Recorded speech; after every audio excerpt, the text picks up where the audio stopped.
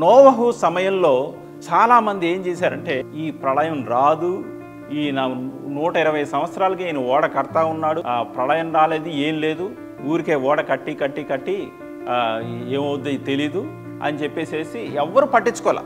120 years ఆ టైంలో కనీసం రెండు పుళ్ళు, 2 సింహాలు, లేదా 2 ఏనుగులు అన్నీ కలిపి రెండుగా ఓడలోకి వచ్చినా కానీ వీళ్ళెవరు ఓడలోకి రాల.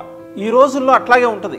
People will be thinking, they have been telling about second coming, రెండవ రాకడ అయిపోయింది, వచ్చేసింది అన్నీ అంటా ఉన్నారు, కానీ ఇవన్నీ జరిగే పనులు కాదని చెప్పేసి అందరూ అనుకుంటూ ఉంటారు. అట్లాగే ఉంటుంది.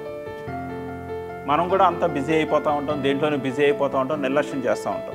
ఇప్పుడు జాగ్రత్త పడాల్సింది ఏంటి అంటే యేసు ప్రభువు వారి రెండవ రాకడ చాలా సమీపంగా ఉంది. We have to shift our focus on to holiness.